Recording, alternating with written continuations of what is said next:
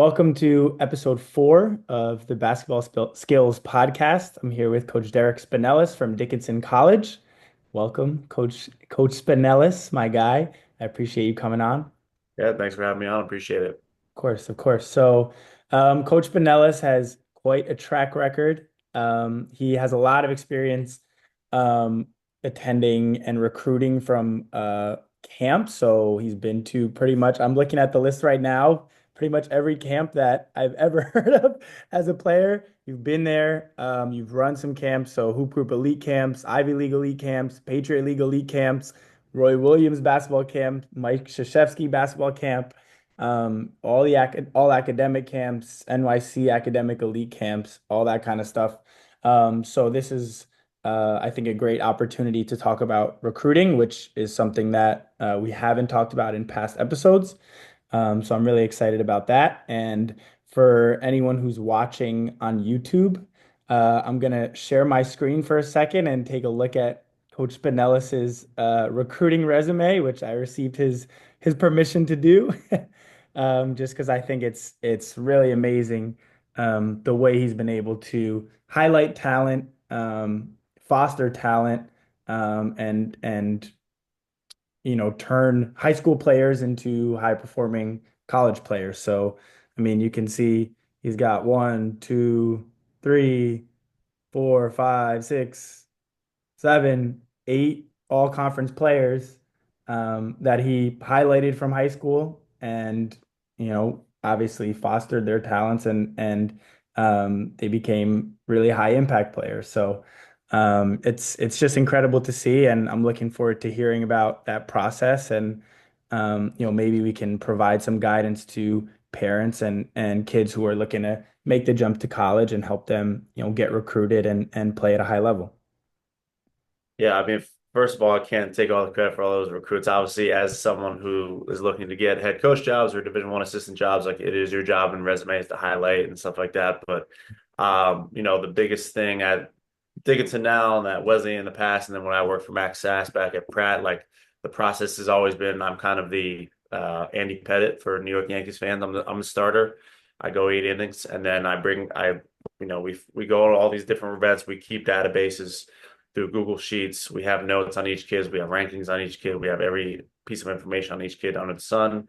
My job is to find the kids that we like that would fit the school, fit the coach, and then I bring them on campus. And then the head coach is, whether it's Coach Shreddy here or Coach Riley over at Wesleyan, they're Mariano Rivera. It's their job to close the deal and between the parents, sitting them down in the big office, like this is why you need to be here.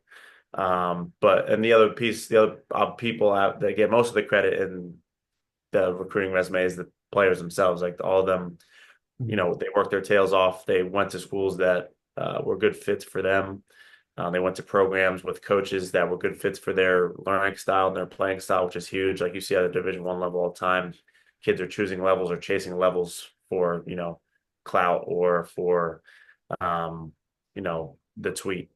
Uh, but ultimately, if you don't go to a place that doesn't fit you, you're going to be one of the 4,111 kids that's in the portal right now. So, Yeah, yeah, and that's obviously at the Division One level a huge problem. I don't know if we'll take a deep dive into the NIL stuff. Maybe we'll keep it at the in the D3 universe for now. you Uh, never know. yeah, yeah, we'll see. We'll see how it goes. But you know, one thing that I was really excited to hear your approach to was, of course, recruiting and hearing, what you look for in a recruit. Um, I'm sure that varies, starting off at Pratt, then moving to Wesleyan and Dickinson. I'm sure every coach has their own styles, their own things that they look for, their own sets that they run, styles of play, all that stuff. Can you speak a little bit to the your approach to recruiting? And you kind of talked about how structured it is, that you have Google Sheets on all the players. And is it a stylistic fit? Are you looking for certain physical attributes or mental attributes? When you see someone at a camp, what makes you make a note and say this kid is going to be a good fit? Yeah, so I mean, the first thing that all coaches are going to talk about, character and skills and whatnot, but the thing that they skip over when they talk to parents, and whenever I work a camp where there's like a parent panel where they can ask coaches questions, like there's a baseline level of talent, physical, athletic talent. Now we were all coaches are going to fall in love with length and athleticism. There's also the hand-eye coordination talent, which is something that you mastered with your shooting, which is what Riley saw out of Blair with you. But I mean, um, the first base level is going to be physical talent. And for guys who are smaller, like if you're 6'2" or under, you better be a point guard. So, and with that comes again the athleticism, the change of pace, or the just overall like overwhelming level of skill to demonstrate that your lack of athleticism is kind of mitigated. So the first thing that you look for is that base level of talent. And after that, the first thing that will cross a kid off the list is if you don't play hard. Mhm. If you don't play hard, you're off the list immediately. Like that is a skill, that is a talent. That is not, unless you are above and beyond talented where you shouldn't be at our level. There will be some coaches that take risks on players like that. But otherwise, like you don't want to coach a player that doesn't play hard because he's never going to reach his full potential. He's always going to be, looking for shortcuts in practice or games that's going to ultimately cut your team off at the knees, so that you can't accomplish what you need to accomplish. Um, but from a recruiting standpoint, there's always three prongs. It's the base athleticism skill level of the recruit, physical talent, strength, vertical athleticism, or side to side athleticism, and then you have the skill, which covers um, you know IQ as well as physical skill, handles, shot making ability, whatnot. Um, and then there's the fit piece. Like, are they a fit academically? For us at Dickinson or when I was at Wesleyan, like it's a very niche academic Mhm. uh, realm that we have to recruit to. Like you have to be able to get into schools like this. Wesleyan's the top 15 school in the country. Dickinson's the top 40 school in the country. When I was at Pratt, it was the number one art school in the country. So that was a very niche. Like, so you have to fit from that aspect as well. Not only where you're going to be able to get into school, but be able to thrive at the school. We don't want to recruit kids that are come here and struggle. They have to be a good fit for the culture of the school, good fit for the academic realm of the school, and then obviously a good fit for the basketball, underneath the leadership style of the head coach. So as an assistant, when you're on the road, you have to look for all those things and keep your head coach in mind. So like when I was on the road for Coach Riley over Wesleyan, like a kid like Nicky Johnson who was an immediate fit because of like the defensive tenacity. He won the defensive player of the league in the knapsack as a 5'9", Nicky might say 5'10" guard, which is insane. On a award that usually goes to big guys who protect the rim. So there are a lot of facets, but again, to your question, the first things that will cross off guys off the list, if you don't have the base level of talent and if you don't play hard, Mhm. you're off the list. If you make it past those two levels, then we can start to have a conversation about preferences and whatnot. Mhm. So one thing I've noticed as I've kind of reverted back in levels as a coach, playing at Wesley and playing overseas, you get accustomed to a certain level of effort on the court, right? Because like you said, players get crossed off because they don't play hard. So now Yep. it kind of becomes self-selecting. But I also think that playing hard is a skill, like you said, it's something that you can learn. So can you, for younger players, talk a little bit more to, what is playing hard? How do you learn how to play hard? And, if you're watching film on yourself, what are the things that I should be looking for in my game, as a young player to say, okay, well, actually my effort is not up to the standard of a college basketball player, in these moments. Yeah. No, it's hard to quantify. I think as a young person, regardless of if you're playing basketball or not, it's hard to quantify work level. And it depends on where people come from, their backgrounds, but like whatever you think your maximum effort is to where you're on the court and you're panting and you're bent over, wherever if you think that's your line, you probably have 5% more. So if you're in the weight room as a college, athlete, and it's bench press, and we're doing 185 for 6 reps, like you probably have 7 and 8. Like, but you don't know that until you try. Like, you have to push to failure all the time. That includes on the basketball court. Like, whether it's a skill thing, like you're shooting and you're pushing to failure where you're shooting a bad percentage when you're tired, or you're pushing to failure where you're going to get every rebound and you just physically cannot jump up there to go get the rebound anymore. Like, playing hard means every second that you're on the court, there's never a hesitation of effort. Like, if there's a ball on the floor and you're bending over to get it instead of diving on the floor and sacrificing your body, regardless of what setting it's in, that's a clear barometer of playing hard. I think you can work on. I think there is an internal drive that's a little bit innate, Mhm. um, but there definitely it can be a learned skill. One, through watching, mom and dad, like they go, moms are the hardest workers out there. Like, they go to work all day and then they come home, they take care of you despite being tired. Like, you don't want to do stuff when you come home from school, but they're doing stuff after taking care of people all day. Like, there are nurses who go and they take care of people all day at the hospital. Lord knows what they do, all the things that they have to see. And then they come back home. They got kids to feed. Like, they're going to make dinner. They're going to put you to bed. They're going to help you with your homework. So you always have more juice to squeeze out of lemon, but you Mhm. got to push yourself to the edge to know how much juice there is left. Mhm. Mhm. Yeah, and I think sometimes it just takes someone to say, "Well, you're actually not doing this part. Like you think you're playing hard, Yeah. but you're really not." And I know we've done a lot of shooting workouts together, and I always tried to structure my shooting workouts in a way that I wasn't hitting my goals, because if I was hitting my goals every time, it, that meant that I wasn't going to improve because I wasn't working hard enough. Yeah. So when I did the episode with Leo, we talked about the Phoenix shooting drill that you introduced to me, and that was something that became a staple because that was just so difficult. And I think there's playing hard on the court, and then obviously there's also working hard, in the gym, whether that's weight room or skill work. How do you try to assess a player's work ethic? Because obviously you're not seeing their workout schedules, you're not seeing, how they operate in the gym by themselves. Is there a way that um you've found you've been able to accurately predict, when a player comes into your program and now you're actually seeing their work ethic? Um, what are the things that I guess are the indicators for that? So there's two levels to that. I'm just writing it down so I can keep my thoughts clear here. Um, So two parts to that. One is you can immediately notice, especially once you've been coaching for a while, you watch, like, I can show up to an AAU game, a high school game, and like within the first 5 minutes, I'm like, oh, that kid plays hard. Like, you can just tell by the sheer level of effort that they're giving constantly while they're on the floor. So that's one way to look at it. And I think that's definitely a barometer. But then the other way that you do, like when you recruit, I don't know if high school kids and parents really realize this, like the amount of background work that goes into recruiting kids. So if I start to like you as a player, I'm going to call your high school coach. I'm going to call your AAU coach.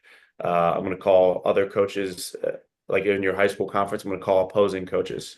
When I show up to watch a workout, especially at a school like Blair, where it's such a small community, like if you have a 6 a.m. workout, I'm going to show up at 5 a.m., 5:30, and I'm going to see, like, who is the janitor? Did they open up the gym this morning? Like, hey, have you ever seen this kid in here that early? Like, what if you can get something that way? If you get something from a high school counselor, usually he's talking to a teacher, and like, if you send your transcript in and you have a low grade in math, calculus, we're gonna try and reach out to that calculus teacher and say, like, all right, like, is he skating by or does he work hard at it?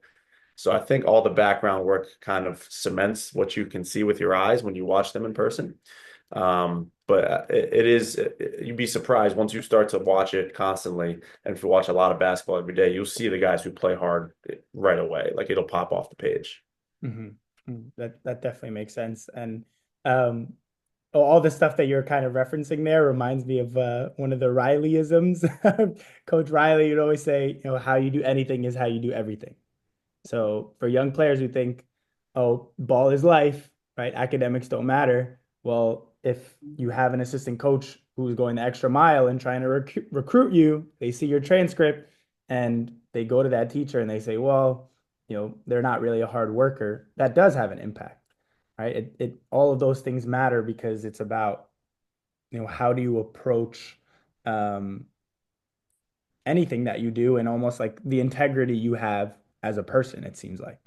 For sure. And if I can hop in again on that, not to, so two other things on that, like especially at I love looking at this at AAU tournaments.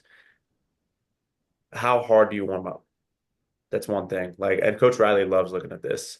Like if you, unless you're the top 1% Anthony Edwards athlete, like unless you're dunking in games, why are you dunking in warmups, first of all?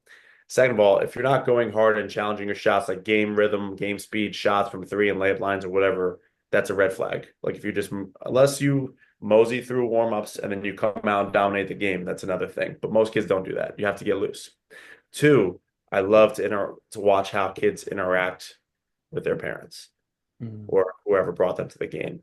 Like, are when they come off the court, again, you don't know the dynamic between them and the parent, but like, if you're walking by and you heard the conversation, like, is the kid like spoiled?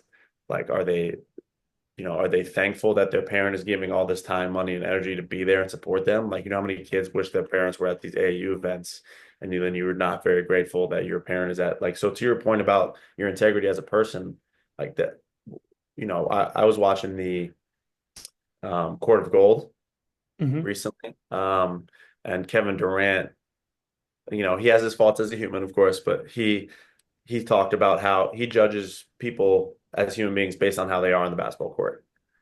And I think the two things are so intertwined. Like if you're not a hardworking, disciplined, grateful person, you're not going to be a hardworking, disciplined, grateful basketball player. Mhm. Um, and it depend when you have 15 spots on a roster and you have, 100 kids a week emailing you about spots on your roster in the summer, like you can be a little bit more choosy on Right. which kids you want to bring in. Mhm. Yeah, and that's the reality of college basketball. There's so many kids that want to play in college, and there's not that many spots. So even at the Division III level, a Yeah. lot of people don't realize how competitive it is. Um,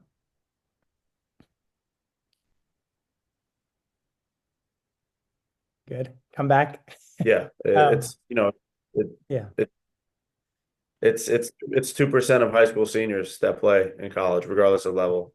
So it's tough to do, and it's even tougher to do once you get there. Hmm. Yeah, Because and in high school, like it might be almost, depending on your talent level, it might be, sorry to cut you off. oh, you're good. You're good. In high school, depending on your talent level, it might be like you just show up and it's easy. Hmm.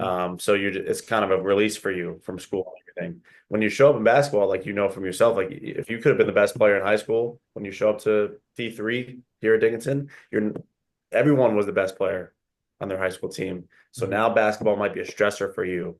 So now that you're in a stressful, tough situation, is basketball still fun? Are you still going to work at it? Like, how do you handle that adversity there? Yeah, It's a and whole nother level. So not only do you have to make it to college, you have to survive at college.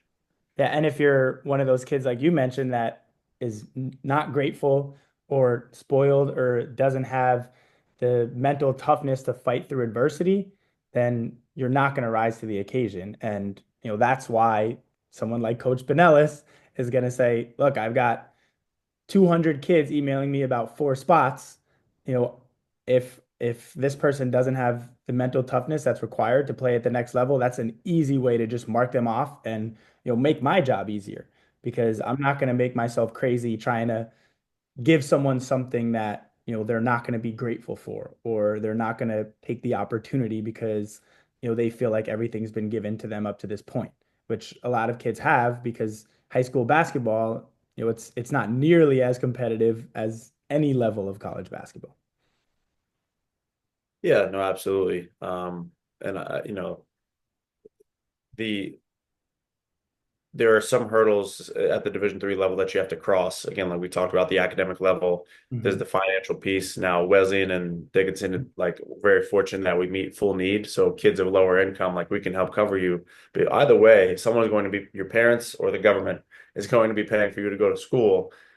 What are you going to do with that opportunity? Especially with today, like how expensive education is at this level, or at any level. Like you go to a state school and state schools are 40,000 a year now. Like Hmm.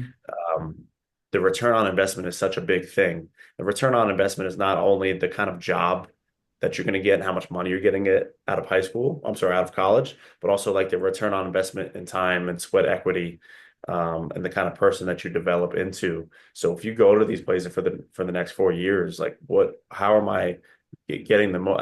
I use this a lot, like how are you squeezing the most juice out of the lemon when Hmm. you're at these places, whether you're connecting with alums or making special connections with people on campus, or working as hard as you can in the classroom, on the court, whatever. Like developing holistically as a human being is such a big part of your college journey, Hmm. regardless of what level you go to. So like why would you approach that so casually? Right, right. And I think that's a great segue into another question that, um, I'm interested to hear your perspective on, given how many all league players you have. You obviously you coached a teammate of mine, Sam Peak, who won Player of the Year and had, All American honors, all that stuff. How much of the process is actually selecting the right player versus developing the players that come in? That's a great question. I think that it depends on where you are, right? There are schools that are going to get kids who are a little bit higher level talent because of the academic prestige of their school and whatnot. For like when we were at Pratt, if I'm at Pratt and I'm recruiting, I'm never going to win a recruiting battle against the Williams, Amherst Wesleyans of the world. Hmm. So we have to take maybe a little bit lower player and really develop him. Like there's a player on the recruiting sheet, his name he's got a pretty big Instagram following. Pat O'Gorman. I Uh, remember we played against them. yeah, Players. he was like when he was in high school, he was like the eighth or ninth man on Don Bosco when they had Dylan Harper and all those guys. Like, very overlooked, 6 foot kid from from a suburban family. Like he was one that had a base level of talent, but you had to believe him and then you had to develop him while he's there at Pratt. And he did a great job work ethic wise through COVID and everything. He wound up being like a 1,600 point scorer, like on the back of his work ethic. But I think there is a base level. Like you have to evaluate the work ethic, like I mentioned before, and you also have to evaluate the chip on your shoulder at that level as well.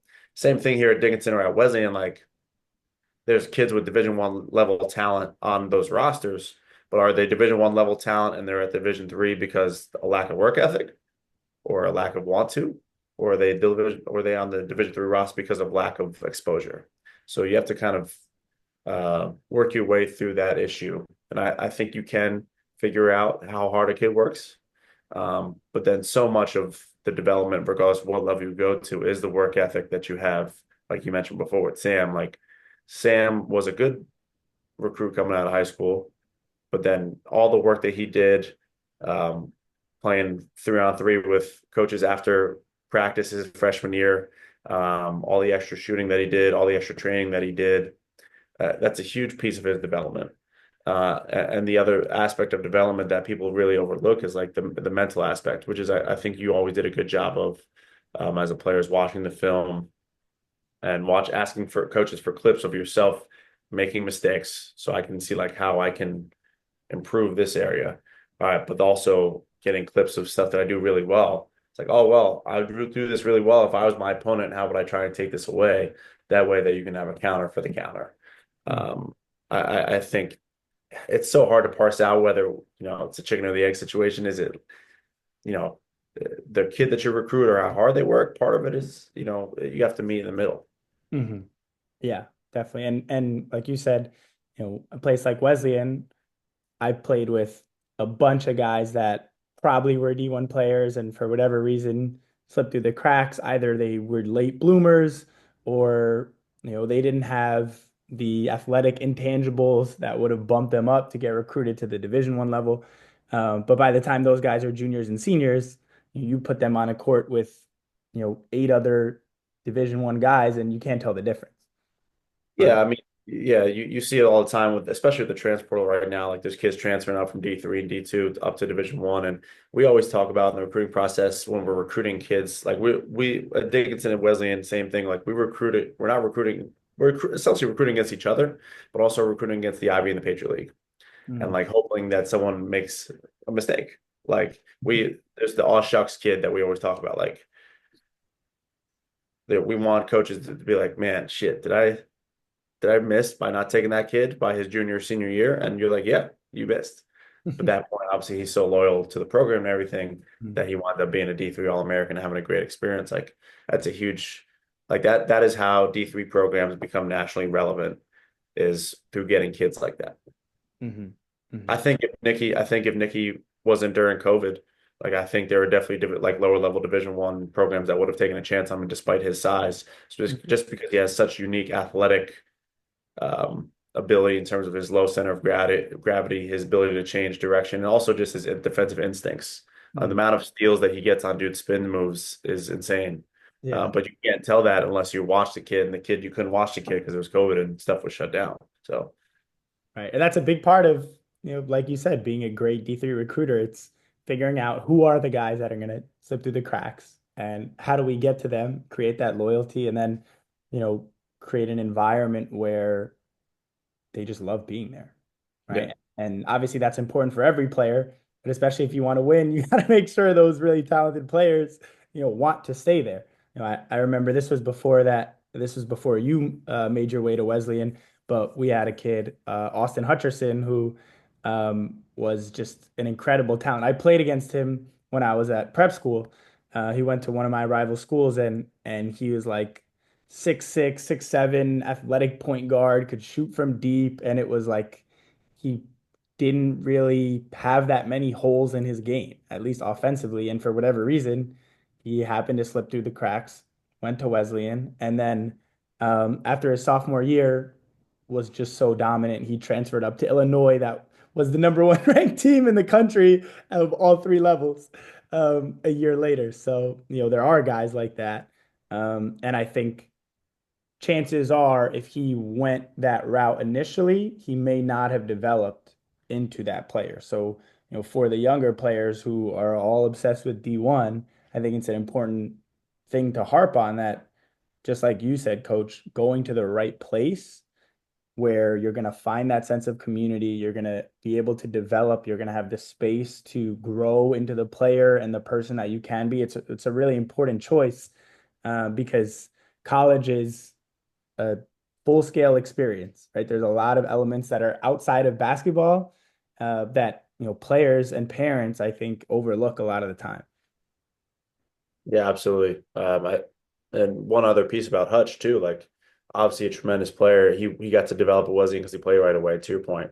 But Mhm. then in terms of his choice for his transfer, like one thing that I think that Hutch should have went back and thought about more, like the jump in level of physicality. It wasn't like he was jumping from D3 to um low major, mid major. Like he was going to Illinois to the Big Ten, and like the dudes, he always had back issues, and the dudes that were screening him every day, I forget who their All American big dude was at the time. He was the African kid, but Yeah, like Hakeem. you gotta get screened by that dude every day. Like Yeah.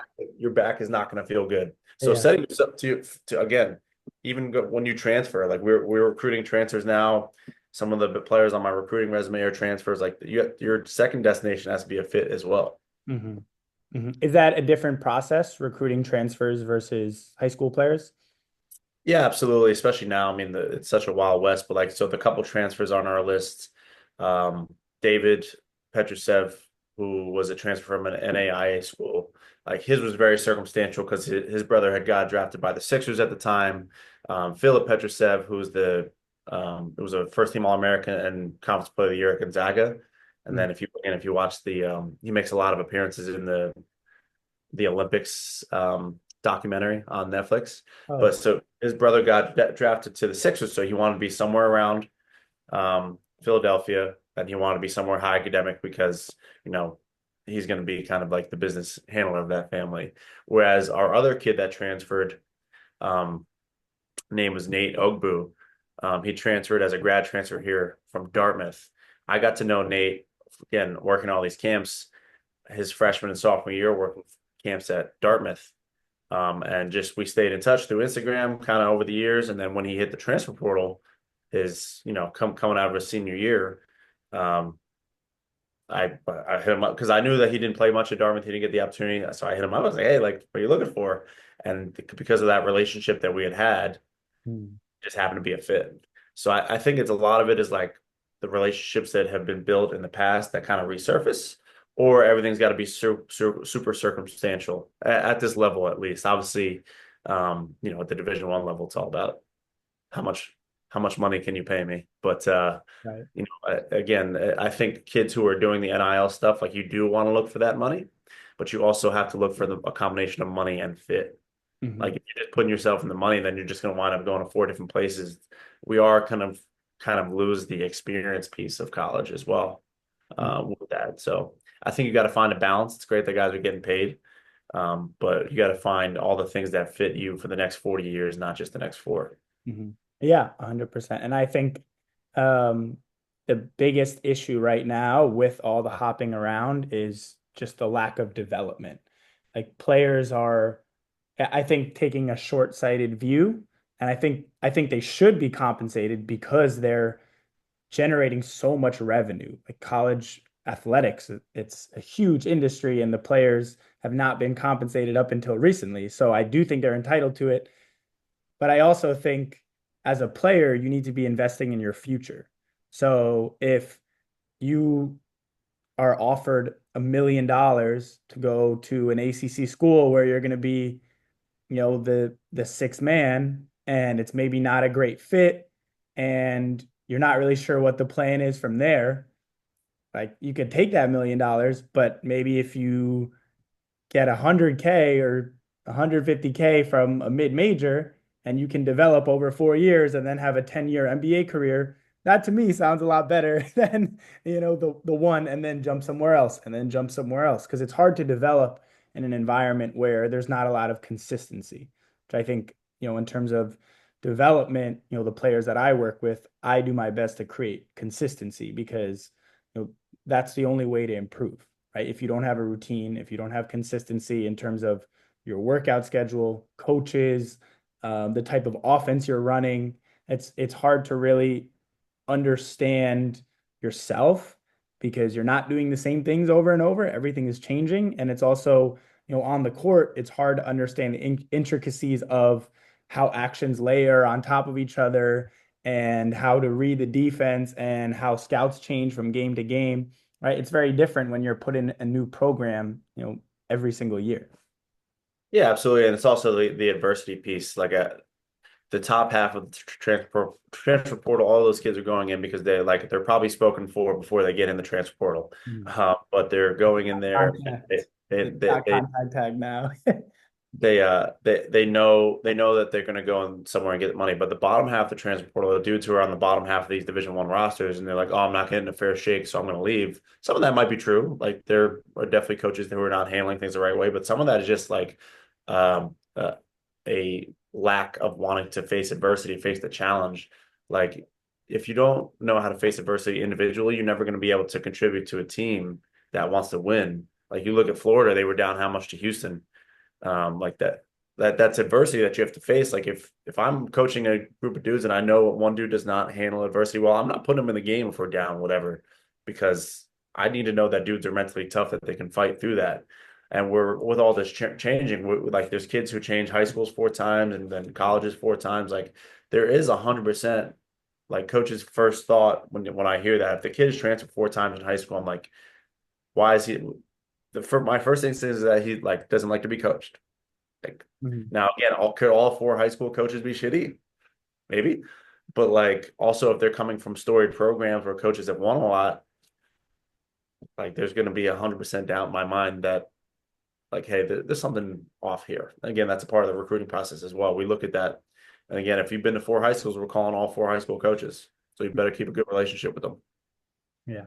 How do you, as a coach, taking a little bit different perspective on the adversity, how do you balance creating adversity for players? Because obviously it's a necessity to grow. You need adversity while also creating a safe space for them to fail, feel comfortable, but also, be coached and kind of like it's like the two sides of the same coin a little bit. Yeah, so the adversity piece comes. So Coach Reddy's been the head coach here for a long time, and his three pillars of the program are respect, compete together. Respect again, yourself, your teammates, the game, the effort that you put in competing, and every, rep of every drill of every practice that you ever take part in here.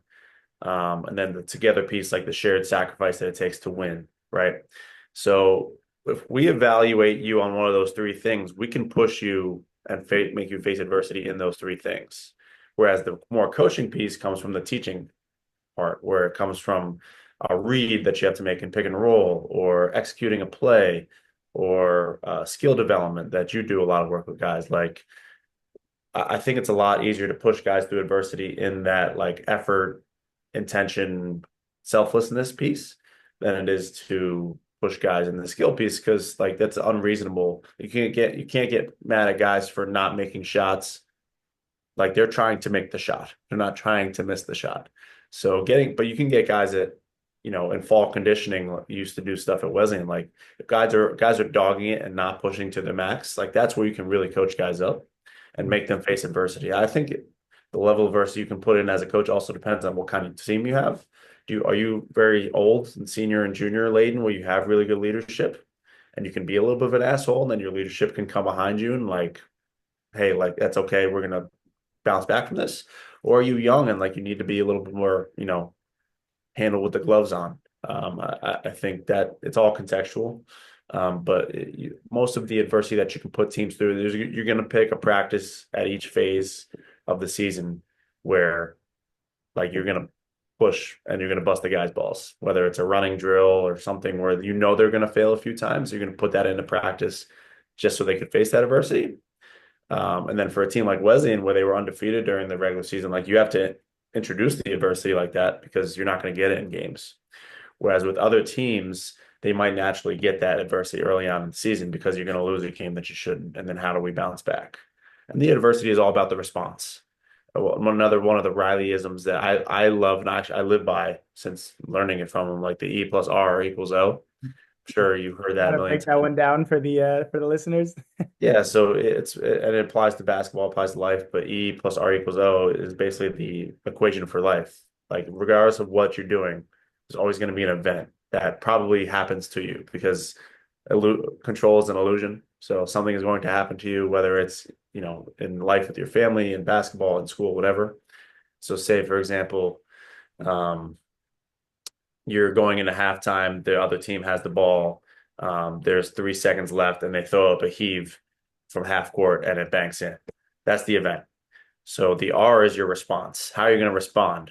Are you going to respond with energy and like, oh, we'll get them in the next half? You sprint to the locker room, or are you going to respond with hanging your head, right? If you have a negative response, that is going to affect the outcome. So E is the event, R is the response, and then O is the outcome. Ultimately, all you control is the R, and the has an 80% um, influence on the O. Mhm. So how are we responding to anything? Again, whether it's your freshman year and you're not playing a lot, how are we responding to that? Are we responding to that by hitting the transfer portal, or are we responding to that by working hard and asking coach questions and trying to grow within the program for at least another year before you make any decisions like that? Yeah, I love that one too. One of the things that I tried to do as a shooter, and actually I just met with a player last night who he had a rough shooting weekend, right, for AAU. And basically what I tried to convey to him is, I make workouts for him every week. So I see his shooting numbers and he shoots 75, 80%, with no defense, right? Which is those are the numbers that you want to have to be a high level shooter. So what I said to him is, well, in your example, missing the shot is the event, right? And you can have two responses. You can either say, oh, I'm off today, it's just not my day, right? Or something like that. You can have frustration, you can have anger, you can turn inward, or you can have the opposite stance, which is once the ball leaves my hand, there's nothing I can do about it. Right. So if I took a good shot and I was set and it felt good leaving my hand, right, my response is positive because I did all the things that I could do to try and make that shot. And then the outcome is going to be, okay, well, probably you're going to make the next shot. And if not, you're going to make the one after that. And if not, you're still going to have a positive impact on winning because you're having a good attitude that's going to translate to your teammates. You're going to be doing other things that contribute to winning, like being engaged on the defensive end, making the right pass, taking a charge, getting a rebound, all these other things. Whereas you take that negative response and then all you think about is your shot. And all you think about is yourself. And to your point, if you're a freshman and you're not playing a lot, you can really have a negative impact on winning, even though you're not actually on the court. Yeah. I never got, I think there's a lot of generational differences, but like if I was in that situation when I was a freshman in high school playing on varsity, like your response should not be to sulk. Like your response should be to kill dudes in practice. Like you should like, if you're really better than everybody, like why are you not dominating practice? Again, coach might be wrong, whatever, but you better give him every chance to make the right decision. So I think that the fight back response is definitely different than it used to be. Like there's that famous clip going around of Patino over at St. John's right now. Like to your point, like stop thinking about your last shot. Like don't be selfish. Like we need you to play defense. Mhm. So the response is everything in life. Like whether again it's basketball or you're in a family crisis and your family needs you to be strong for them. What's your response in that situation? Or you're walking on the street and it's raining and a car drives by and splashes you. Like your day could be ruined, or your day could be fine because your response is like, oh yeah, that's fine. I'll dry off later. Like what you have to be some level of resilient with your response and everything. Mhm. Mhm. When you take that example of, say, the freshman not playing, because obviously this is probably 80% of freshmen in the country experience this. Um, what or I guess in your experience, what do you attribute that to? So taking a step back, when you're recruiting these players, obviously you're recruiting them because you know that they have the capability to make a big impact on the program. Some Yep. of these players are going to be, you're probably envisioning as role players. Some of them you're envisioning as coming in right away, having a big impact on the court. And some of them you're envisioning as potentially practice players, right? I'm guessing that you kind of split guys into different groups. So, in the situations of players coming in and you're envisioning them to have be a high impact freshman, if it hasn't panned out that way, what are the things that you've kind of highlighted as, okay, well, this is why he can't seem to break through the rotation, or this is why we don't feel like he's ready to play meaningful minutes, or things like that. Yeah, so one thing I will say, so I kind of got a three-part answer to your question there. So the first piece, we don't ever recruit anyone to sit on the bench. Like we're recruiting starter level players only. Now it may not always work that way, but if you recruit to like, oh yeah, he's a good depth piece, like then you're ultimately not going to be a nationally competitive program. So you always got to recruit at the highest level. So that being said, we talk to our guys in the recruiting process here when I'm at Dickinson. I did the same thing when we are at Wesleyan. Like, our job is to bring you in. If you come here at Wesleyan, you're great. Like, we got Gabe Ravitz here. He's a junior. My job is to recruit someone better than Gabe Ravitz, right? But if by the time you're a junior, if you haven't worked your ass off and gotten better, I'm going to continue to keep trying to recruit over your head. That's our job, Mhm. especially as assistants. That's our job. It's the head coach's headache to manage that and how the egos and everything. But um, So it's our job to always recruit above the level of what we have. And then it's the junior's job to make sure that the freshmen are sitting their ass on the bench and wait their turn. That's how a program becomes great. That's how you build a nationally competitive program like Joe has up at Wesleyan. Um, to the freshman question piece, like if there's an expectation of a freshman to come in and be dominant right away, um, some of the biggest things, like the biggest adjustment in college, regardless of what level you go to, is the physicality. Like our average freshman, we have a bunch of meetings in the off season about like goals and how we're going to get them, and we try to give our guys all the tools to do so in the weight room with nutrition and everything. Like the average weight gain goal for our freshman class this year is 15 pounds because you gotta be bigger, stronger. Like the way that the Division III game is refereed now, like the verticality, you can beat each other up with your chest. Like you got to be a grown ass man to finish in the lane. And you're going up against 6'9", 6'10" centers, whereas in high school the guy might have been 6'4". It's a lot different, as you know. Mhm. So one, you got to be able to be strong enough to finish there. You have to be strong enough to last the 6 month season. It's not a 3 month season like in high school. It's legitimately October 15th to March 15th if you go as far as you want to go. Plus the preseason practices that guys outside of the NESCAC get. Sorry to joke, it wasn't. And so the physicality piece, they're not tough enough. They're not ready for that. The speed of the game speeds up regardless of what level you go to. Just because again, everyone that comes in was the best player at their high school, and they were the best athlete at their high school. Like they're coming in, and it's a lot.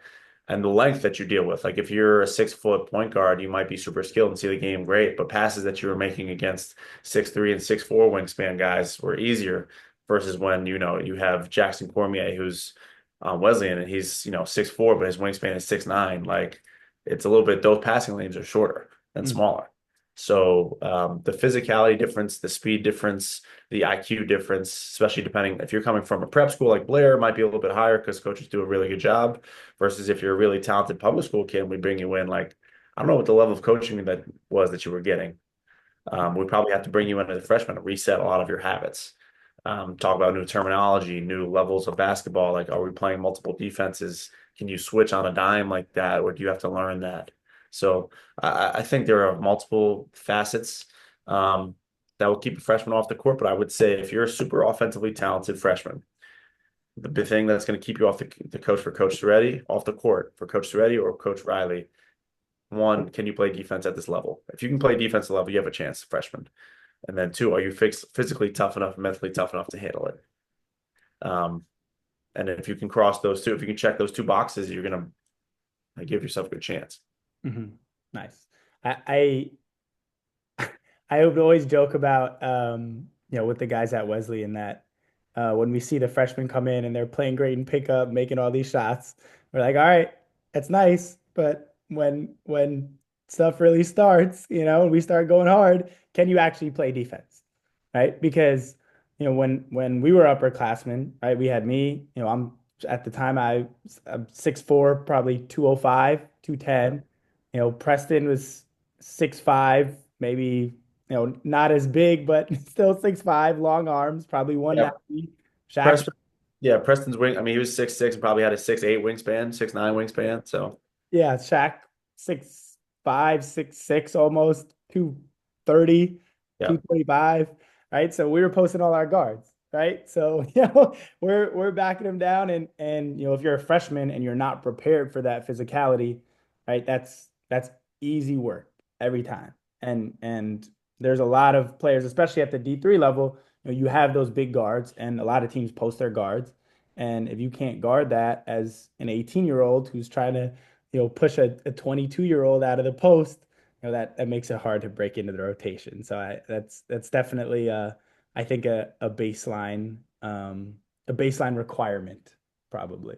for sure, and especially on the wing. Like if you're a point guard or if you're a big, those are two positions that are easiest to play as a freshman Mm. because there's always a high need, not because they're the easiest. Point guard is the hardest one to play as a freshman physically, but there's always your coach always needs a point guard. So Mhm. if there's one, you're one injury away from getting in. Like Nicky Johnson was a backup for the first 10 games. Anton gets injured. Uh, Anton was 1,000 point scorer. He gets injured, and then Nicky wins the starting job from there. Like, whereas with Jordan James, like Jordan James played from a young age because he was 6'8" and a 5 and super bouncy. Like, there's just not a lot of those running around at the Division 3 level, even Division 1 level. That's why all the bigs at the Division 1 level are getting the biggest contracts right now Mm. because it's such a commodity. There's just not a lot of 7 footers running around. So like you're going to get a chance earlier. It's just kind of how the game works. Yeah, yeah, no, that definitely makes sense. Um, One thing you mentioned a bunch now is dealing with adversity. So, when you talk about the freshman experience, a lot of it is adversity. I went to prep school, so I was used to living away from home. Kids that aren't used to that, that's a big barrier. The academic workload, all the other things you have to balance living on your own, being kind of thrown into the deep end. Um, do you have any good stories of players showing like a high level of resilience, a high level of mental toughness? It could be on the court, off the court, just kind of sharing some, I don't know, fun stories about mental toughness or adversity. Yeah. So um, I would say when I was at Pratt. Pratt was a whole different animal because you're in the middle of Brooklyn and like there's a lot going on. One of the biggest adjustments you have to make going into college is your time management. Now, at the Division 1 level, like they have a limitation on how many hours they can have you a day. So do we at Division 3. Division 1's probably a little bit more lax. Like you're probably a little bit more regimented. They could probably give you a schedule for the day, and you're going to be here at this time and here at that. Whereas Division 3, like there's a lot more, personal say in what you do. So we had a kid that we really loved that we recruited at Pratt. Super talented kid, sweetest kid, like comes from a tough upbringing. At Pratt, all the dorms are apartment buildings. So there's elevators up and down, like you're not walking the stairs. First day of practice, our 3 freshmen are going down the elevator in their apartment building, and the elevator gets stuck. Um, Again, a level of adversity that you never thought you would have to prepare for as an incoming, college freshman. Besides of you already hyped up, you're going down. I'm sure their hearts were beating faster, ready for their first college practice. They have no idea what it's going to look like, and then all of a sudden the elevator stops. Like, what do they? So, one of the kids who was the point guard of the group, like full on pulled I don't know, like a bank heist move and like moved one of the planks from the top of the elevator, and then got one on the freshman center's back, climbed up the elevator, climbed out, and had originally told the kids that he was going to help them and find someone to help them, but then also just ran all the way to practice so that he could be at practice. Um, but he did let us know we got the kids out of the elevator, but like the thought of like not just staying there in the elevator and like actually climbing out, I don't know that I would have had that thought, but I thought that like the problem solving in that situation was pretty elite at that point.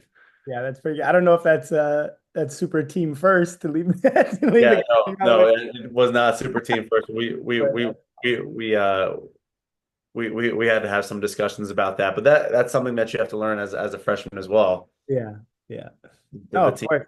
stuff. Also as a freshman, I think um, a lot of the mindset is how do I fit in here? Like, how do I make my imprint in that situation? How do I make sure I'm not late to practice? Yes. Yeah. Whereas when you're a junior and you're a senior, it's okay, how do I make sure that everyone fits in? How do I make sure that we all are in a position where we're contributing to winning? Everyone's on the same page. It's a little bit of a different mindset. Yeah, absolutely. It's the we versus me stuff, and that's something that we look at recruiting as well. It was a lot easier back in the day. Like when I first started coaching, everyone was wearing normal shoes.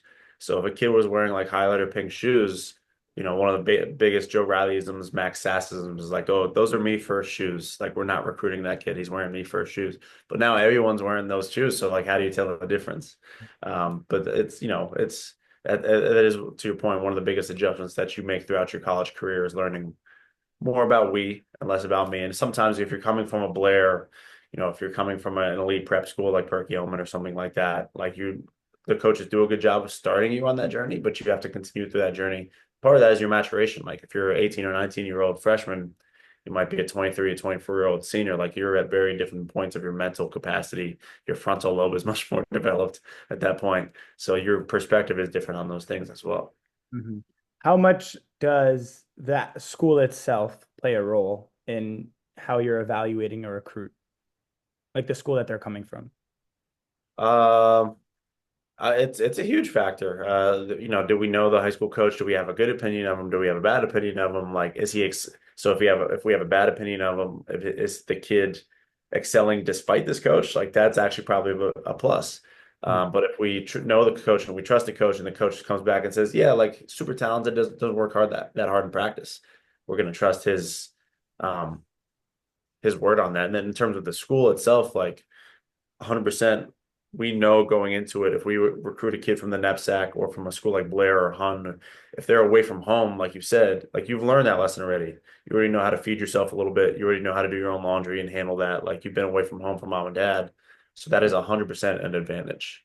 At this level, with the requirements of the academic piece, the financial piece, and then the social fit, which is always what we measure the first 3 things. If you're a recruit, so if this message goes out to all recruits, those are the first 3 things that you should base your choices off of.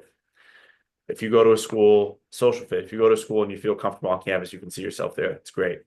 Academically, can you get in? Can you thrive? Do they have the programs I want? Great. Financially, can my family handle it? Are they giving me merit? Do they meet full need? Or are they going to gap me? Like at Pratt, that was the hardest thing is that we had to gap kids with a higher financial need. Whereas at Wesleyan and Dickinson, there's no loan initiatives. If you show a low level EFC, like a $1,000 EFC, we're meeting full need, which is great. We can provide kids scholarship opportunities at a Division III level, essentially. Mhm. Um, we have to evaluate schools based on those first three things. And then basketball can be a tiebreaker between your top 3 to 5 schools, right? For us as coaches, if we have 3 to 5 kids who are in that tied position, and one of those kids is coming from a school where, again, we know that he can succeed academically, we know that he knows how to be away from home, we know the coach and that he's been coached at a high level, that 100% can be a separator. Mhm. Mhm. Yeah, that's great. I'm a big advocate for prep school, and maybe that's skewed because I had such a great experience at Blair. I was fortunate enough to play under arguably the best high school coach in the country.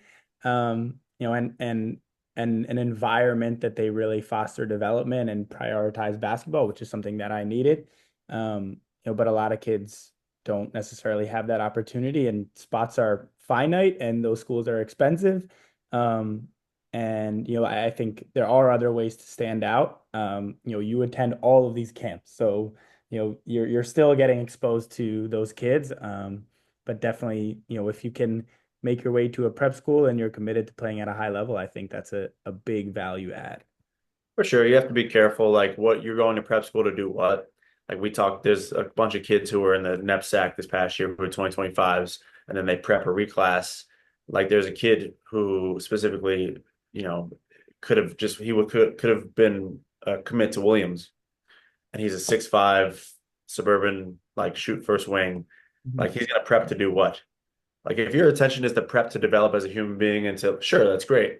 But if you think that you're prepping because you're going to go up at a level, you got to like have some people who are telling you the truth in your ear to tell you like whether that is that a waste of time? Should I go to college first? Like I think each person, each situation is different. Mhm. But to your point, if you are very focused on your personal development, stressing yourself or stretching yourself out thinner so that you can challenge yourself, prep schools, the right prep schools can be a good okay, if you're going to go to a pop-up prep school, like that, you got to do some your research on what the school is. So, Yeah. No, definitely. And I know, from my experience, I was at a school where they didn't take basketball seriously at all. Like it was just kind of a throwaway thing. And I sometimes just hated basketball. Like I hated the games. It was so frustrating for me because I'm the only one who cares if we win or not. I'm the only one who's in the gym, and it hurt my playing style because eventually you get to a point where you pass this guy the ball and he turns it over every time, or he takes a terrible shot and clanks it off the backboard. And you're like, well, I'm just not gonna pass him the ball anymore. So yeah, now you're ingraining bad habits that take a while to break out of. And when I went to Blair, I was in a place where everyone took the game as seriously as I did. yeah, And I was a very hard worker. And I went in the gym, and every time I went in the gym, someone was in there. yeah, As opposed to the high school I came from, every time I went in, I was the only one. yeah, So I think it's also, for me, when I got to Wesleyan, I was way more prepared to be at that level because I was in that environment of guys that are going to be one and dones, or guys that are high major players that I got to figure out how to guard every day in practice. And I'm getting my chest caved in the post that, at the time I was 6'4", 175. yeah. So yeah, and that's also that adversity of, how do you figure out a way, despite basically no athletic ability, to, put up a fight against these guys who are playing at University of Miami or Wyoming or, wherever else. Really selling yourself short on the athletic piece there, Raf. Yeah, I would say I got the hand-eye coordination was a gift. Um, Yes. Other than that, I think the work ethic was a gift. I think that's something that came naturally to me. Um, but I don't think my lateral quickness was turning any heads defensively. That might have been the case, but you figured if you balance it out, the offensive plus minus versus the defensive plus minus, if it was good enough, you just got Yeah, to get by on defense for you. yeah, that's the Harden mentality. As if you score 40 and the guy across from you only scores 30, that's a plus 10 differential. Plus 10. Yeah, absolutely. And to your point about the prep school too, like I think it's also a great from a kid who's coming from a public school or a small school to go to prep school like that. It's a great wake up call. Because if Mm. you show up and like all these dudes are working like that and you don't want to work like that intrinsically, then you found your answer right there too. Like maybe I just go to, Rutgers and hang out. Yeah. Yeah. Try and do whatever. Um, Yes. yeah. I think also from the recruiting perspective, for me, I never had a good AAU situation. I was always playing for these like insane coaches, and our roster would change every weekend. And I never really got any recruiting from AAU tournaments. I had some from camps that I went to, but when I got to Blair, that feeling of, okay, well, this is taken care of. I don't have to worry about recruiting. Like the biggest problem in our preseason workouts was that there were too many coaches coming, and coach had to lock the doors so we could get ready to actually win some games. And that's, that is specific to a place like Blair. And there are other schools that are like that. But I think just knowing that, I don't have to stress about recruiting, it takes a lot of the pressure off, right? And when you're going out there and you're saying, okay, well, I have this game and I see this college coach here and this college coach here and this college coach here. There's a lot of stress that goes into that performance. And part of it is, okay, well, assessing, can he play in these big games? But also, as a player, can you treat these games just like they're regular games? Right. Yeah, no, absolutely. Yeah, and knowing like that, like being aware of the environment that you're in, but also like being ignorant. Like you have to be a good player, you have to be a level of delusional. Whether that's you were one of the most delusional players I ever coached for sure, but like delusional whether or not the shots go in, or delusional or in like the amount of confidence that you have in going into any game. Like if you could go and play a game against, like Kevin Durant when he was in high school, like I don't know who that kid is, like Kevin Durant, who, like, so like there is a that will make you a good player at some point, but you got to back it up. Mhm. Yeah. With the effort and how hard you play, and like if you're gonna really have that dog inside you, like you got to play like that. So Yeah. Yeah. To finish off here, do you want to, if you have any notable stories of my delusions, you're welcome to to share one. No pressure, no pressure. If man, you have one to come to mind, too many to choose from, or dude, I like there was so many shots that you took where I was like, I don't know if I can curse in the pro. What the fuck are we doing? Like, the first thing, like we talked about all game plan against Farmingdale State to like move the ball around the zone. Let's get inside on the zone, and then the first five possessions of the game. I think you had to start that game because someone else was injured or whatever. You started that game, and you came in, and like the first 10 possessions, five of them were your threes. And like one of them went in for sure. And then you wound up hitting a bunch of threes in that game. But those first five threes, every time you shot them, what are we doing? Like, let's go to the rim first. But they're like as a coach going in, like they're going to be certain dudes who like you. If we expect you to hit big tough shots, we have to let you take big tough shots early. If you don't take some stupid shots against Williams in the first half in the NESCAC championship your senior year, you're not making that baseline fadeaway over towards your left shoulder to like win the game or send it to overtime, whatever it was. Like, uh, so you have to allow that for certain guys. But man, I have a lot of gray hairs that are from you. That's for sure. good. And you should show them off with pride.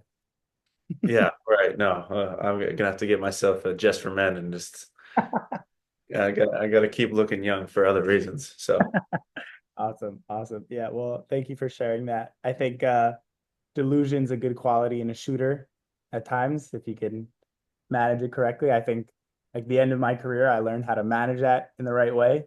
Unfortunately, you weren't around to appreciate that.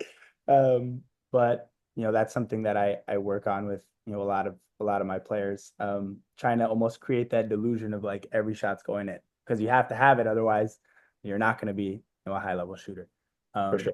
so thank you for sharing that. And thank you for coming on. I had a blast. I think provide a lot of value from the recruiting perspective, talking about handling adversity, and picking the right college program. So great to have you on, and I appreciate you sharing your insight and your wisdom. Yeah, of course. Appreciate you having me on. Hopefully this podcast becomes big time and I'll come back on. Yeah, well, you have a standing invite. So Let's go. much appreciated. And that was the fourth episode of the Basketball Skills Podcast.